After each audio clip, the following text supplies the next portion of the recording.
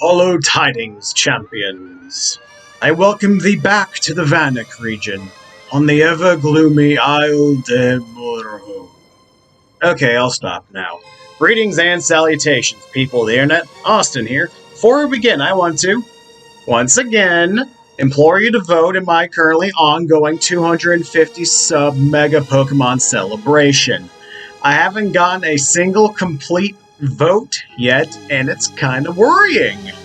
In the unfortunately likely event not enough, or anyone, gives me enough votes, I will pick the candidates myself and continue on with the celebration.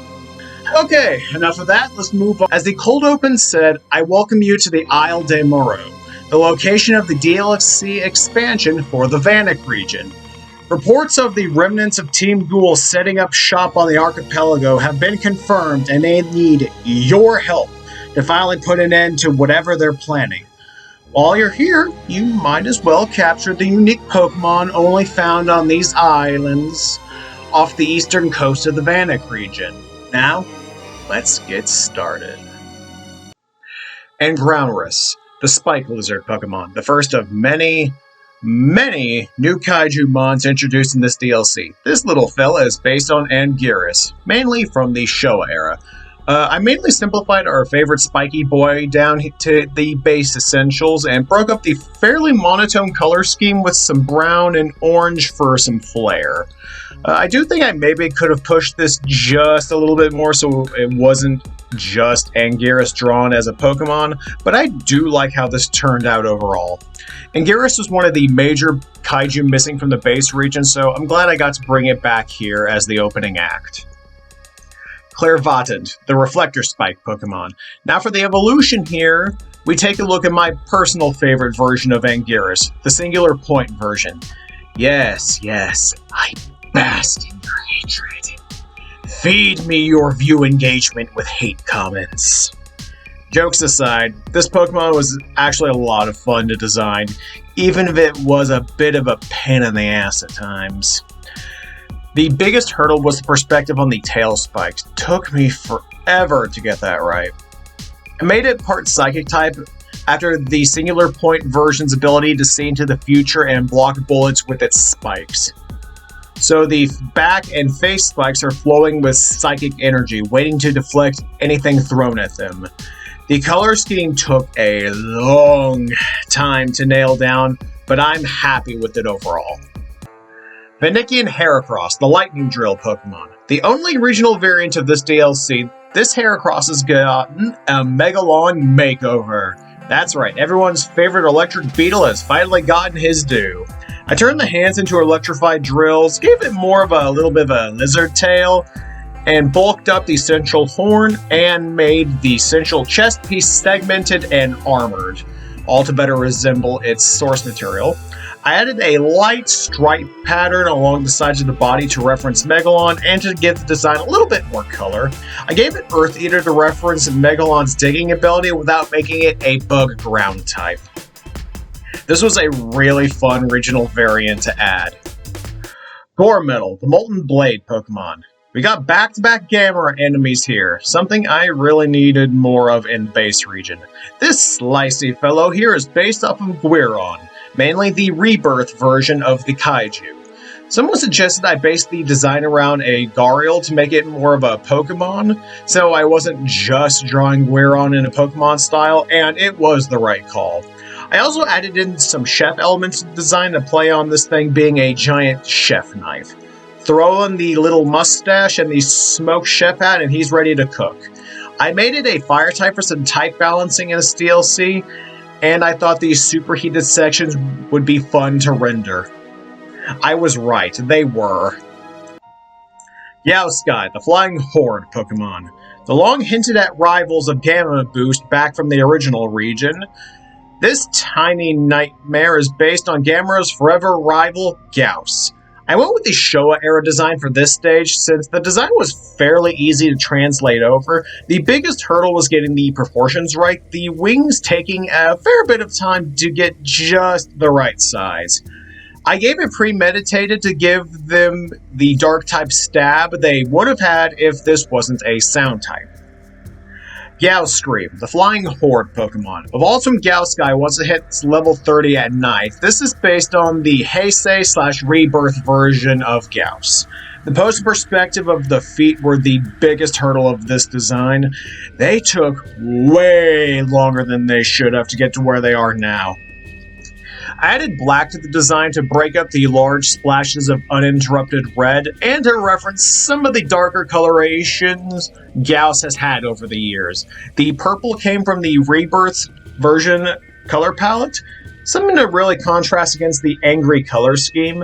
I think I could have made the wings a bit bigger, but I am happy with it.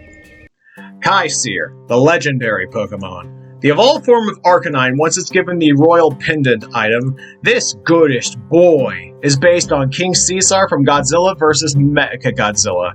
I knew from the beginning I didn't want this Pokemon to stand up and be the next Incineroar, so I kept it a quadruped. I made the upper body bigger to show off its increased power, and added the gold to reference King Caesar, and to show its ties with royalty in the Vanik region.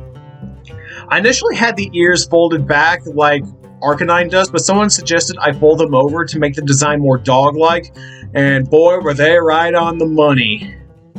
I made the mane bigger overall with the two long strands going over the front. I tried to keep the tail large and in charge, just tied the base to differentiate it from Arcanine, and to make a more interesting silhouette overall. I gave this Pokemon Iron Will to help with the only real drawback Arcanine has with its defenses, and to give this Pokemon a little bit more of a niche compared to Arcanine. Necromorph, the Bone Slasher Pokemon. Our next and last video game fakemon of the Vanik region, this line is based on the Necromorphs from the Dead Space series, this one being based off of the Slashers. I wanted this Pokemon to be very simple design-wise. I just streamlined the source material to its base fundamentals. I made the face a cartoony skull. I made all of the gory sections of the body from the games red to reference the viscera and give contrast to the pale yellow of the skin. It's a ghost psychic type due to the nature of the hive mind that necromorphs have with one another, and well, necromorph. Kinda had to make it a ghost type. I did give it blight because I can see the argument of it being a poison type thanks to the corruption that tends to grow around wherever a marker is in the game. Grimmortal, the Relentless Pursuit Pokemon. Evolved from Necromorph, it has a higher attack stat when reaching level 35. This is based on the Hunter/Ubermorphs. I wanted this Pokemon to be jacked! Built like a brick shithouse. I added the tentacles/tongues to the lower jaw, but I made them a lot thicker compared to what the Hunter has in-game. I added the secondary red since the Hunter is primarily red in color, and I wanted to keep that with this Pokemon. The yellow now more of an accent. I made the claws enormous and made the legs teeny tiny. Lastly, I gave it a visible spinal column because I thought it would make for a more interesting design. It has Regenerator as the ability because, well, that was the Hunter/Ubermorph's whole gimmick. Orbititan, the Dead Moon Pokemon. Evolves from Necromorph if it has a higher special attack stat at level 35, based on the Brethren Moons from Dead Space 3. I made it more of a squid/octopus for the design, going off how many tentacles the Brethren Moons typically have, but drastically cut down. I made the moon basically a shell this Pokemon is wearing with the body slithering out. Added the biggest tentacles on the side with the explosive yellow sacs that a lot of Necromorphs have, if just for that splash of color and to be a focal point of the design. The tentacles and the moon-to-body ratio took a long time to nail down. A lot of drafts had to go through until I got the perfect proportions. I gave it Levitate because the Brethren Moons just kind of fly through space, and I thought that was apt. Bashandul, the Grass Giant Pokemon. Time for some version-exclusive mons based on the duo from War of the Gargantuas, this one being based on Sonda, the good one of the two. I wanted some more grass types since I felt I didn't have enough at this point in the deck, so I made it a grass fighting type to be the perfect counter for its counterpart. I wanted this Pokemon to be a top-heavy, shaggy powerhouse. I tried to keep the basic design of Sonda intact as much as possible, mainly in the fur patterning. This easily has one of the best shinies in the DLC. Period. And Seadra, the water giant Pokemon. Now for the evil one of this duo, this is based on Gyra from War of the Gargantuas. I made it a water dark type based on the personality and choice of home in the movie. Plus it makes for a nice counterpart for Bashandul. I made it bottom heavy to further differentiate the two Pokemon, the arms hidden underneath a medium-sized seaweed cloak. I tried to keep Gyra's rat nest of a hairstyle here, but with some tweaks, obviously, covering one eye to kind of make it feel slimier. I gave it some vague, scaly pants for some color balance, and to make the legs stand out underneath the cloak. Dragezo, the squid dragon Pokemon. Based on Gezora from Space Amoeba, this Pokemon was actually a suggestion that I initially was going to ignore, but it worked really well as a Prevo for a Mon I already had in the works. I made this line a dragon type as the primary for two reasons. One, I needed more dragon types in the decks. Two, unconventional dragon types are awesome. Gezora's design was fairly simple enough to translate easily for a first stage Pokemon, only having to add a few design details from the evolution onto here for consistency. I gave the design a more noticeably dragon-like color scheme compared to the varying shades of faded blue of Gezora, and to match the evolution a little bit more. Vultra Squid, the squid dragon Pokemon, evolves from Dragezo once exposed to a Thunderstone. This is based on Virus from Gamera vs. Virus and Gamera Rebirth. I tried to combine as many elements from both versions of the character while still making it distinctly a Pokemon. The gold coloration comes from the Rebirth version of the character, as well as the little blades, though I turned them into a mustache here. I kept the classic head shape for an easier silhouette, and the blue coloration from the Showa design, but generally a lot darker. Added the light blue sections here to break up the color and to glow when in battle. This is one of my favorites in the entire DLC and the region as a whole. Titanosaur, the Gust Tail Pokemon. Another Mon I initially wasn't going to go with, but I was convinced after someone suggested the idea after a few hours of thought. This is based on Titanosaurus from Terror of Mechagodzilla and Godzilla Aquatilus from Godzilla Singular Point. I made it more of a sea monster a la Lapras, who this Pokemon has a special connection with, since I didn't want another lanky sea dragon, so Aquatilus's body plan actually worked out best. I made the back fin massive to play into Titanosaurus making hurricanes by swinging its tail. The blue and yellow I just thought looked nice against the rest of the color scheme, so I added it in. The pattern along the body is referencing the black scales on Titanosaurus. Maelstrom was fun to work with since I rarely get to play around with priority, I feel. It was almost water and flying types getting the attack boost, but I thought it was too broken. Ikari, the Toxic Treat Pokemon. The newest and only Convergent of this DLC. This is another suggestion. This line is loosely based on the ice cream creature from the cult classic, The Stuff. I made the Pokemon purple to clearly show off the poison type, and the pure white of the source material really didn't work for me here. I added the spoon to the design across the board to reference ice cream and to give each design more flair. I imagine it swings it around like a club in battle. I turned Milcery upside down for the design to keep the Convergent theme visible, but a little bit more unique. Alscreamy, the Toxic Treat Pokemon. The evolved form of Ikari once the trainer spins in place counterclockwise until getting dizzy, while Ikari is holding the suspicious topping item.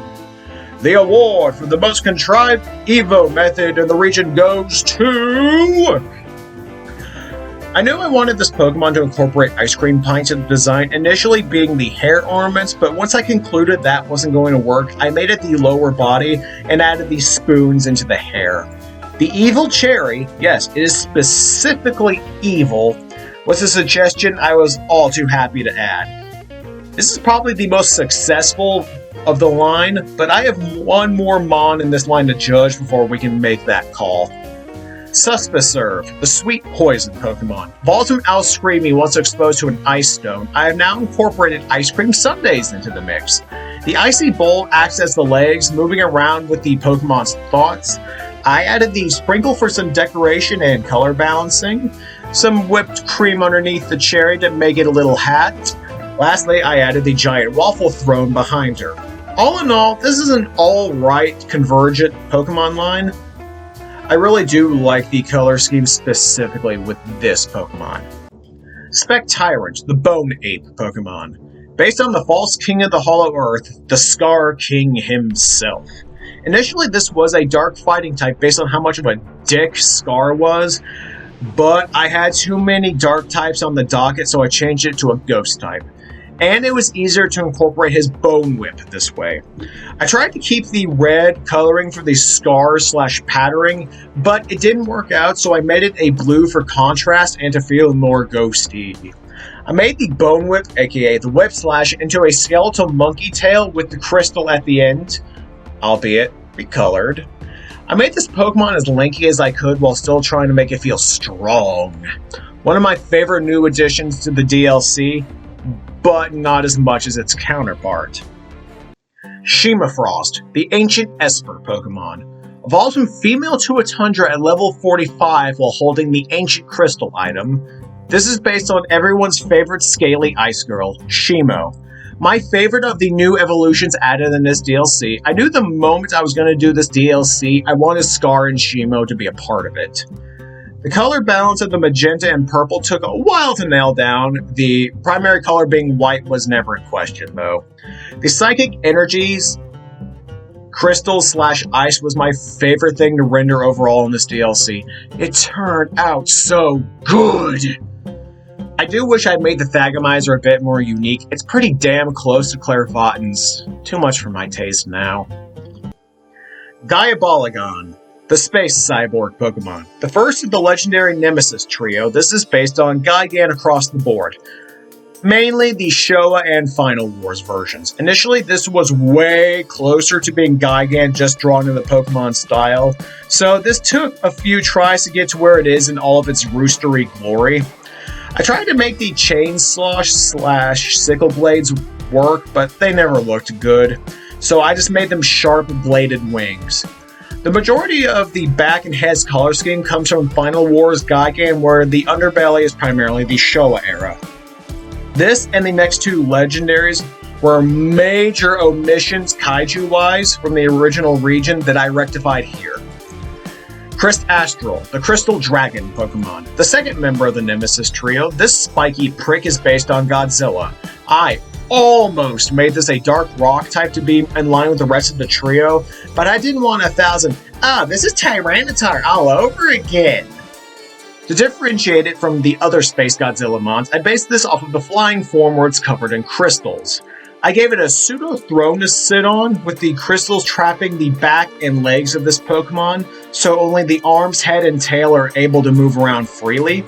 I gave it 3 massive crystals on the back as the focal point of the design, with 2 smaller ones flanking the lower back, with the rest of the normal crystals acting as said throne. Of the trio, this has the best shiny. Carcanoia, the Toxic Collective Pokemon. The final member of the Nemesis Trio, this is based on Kaiju Satan himself, Desotroya.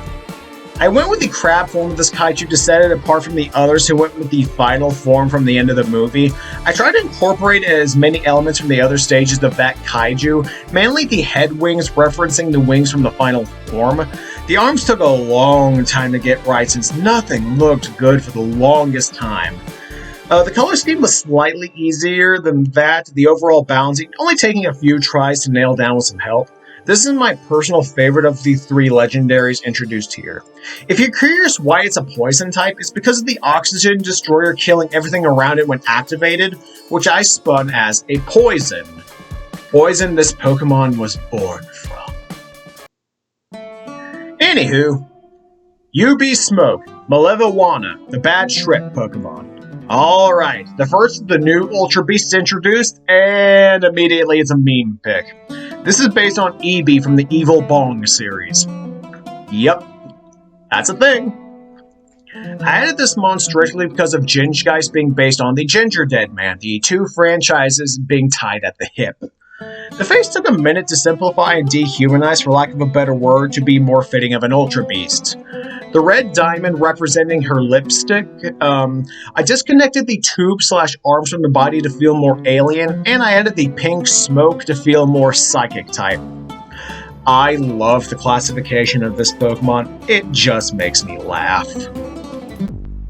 UB Hunter, Prowling, the Water Stalker Pokemon. This is one of the first Ultra Beasts I planned for the region, though initially it was going to be a Water Dark type, but someone suggested Bug as a replacement when I was stumped on what to replace it with.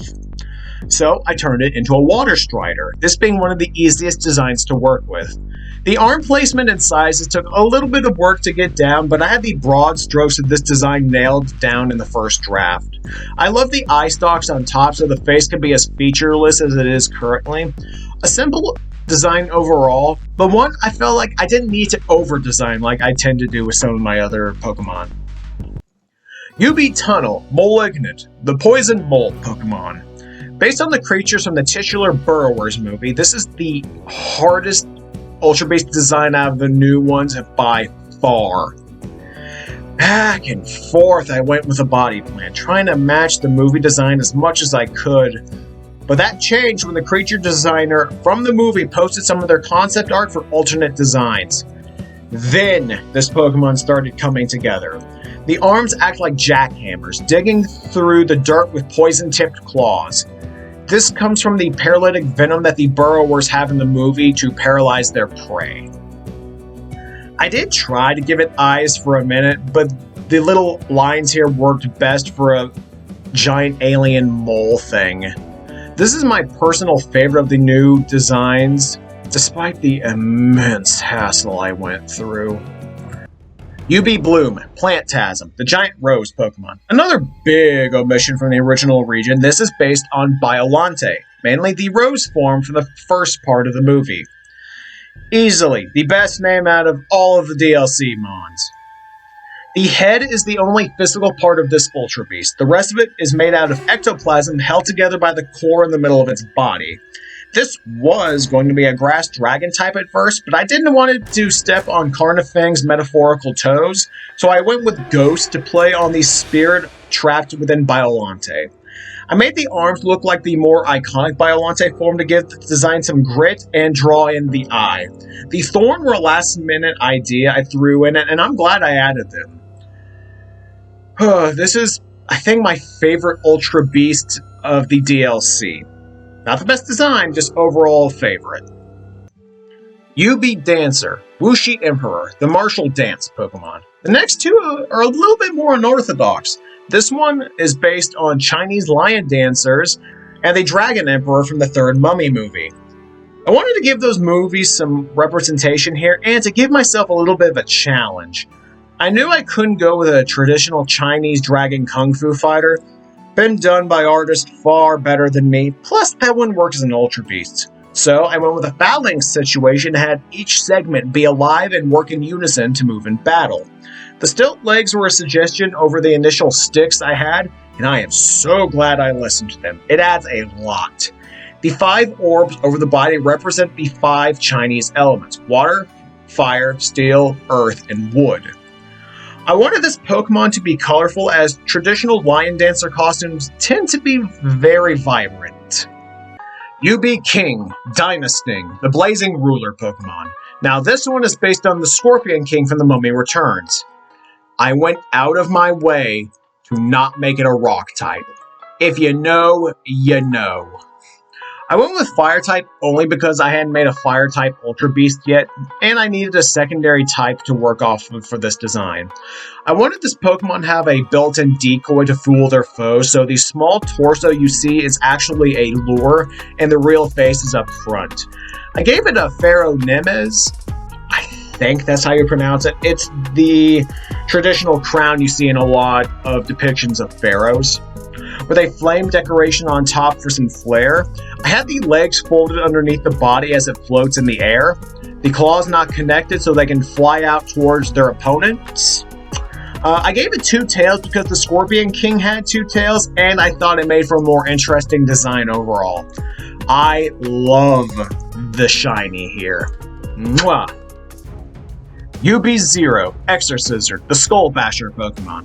Alright, the final Ultra Beast and final Pokemon of the DLC. This is the big bad boss based on Monster X from Godzilla Final Wars. I had a vague idea of what I wanted to do with this Pokemon. Kind of a skeleton split down the middle, only held together by supernatural forces.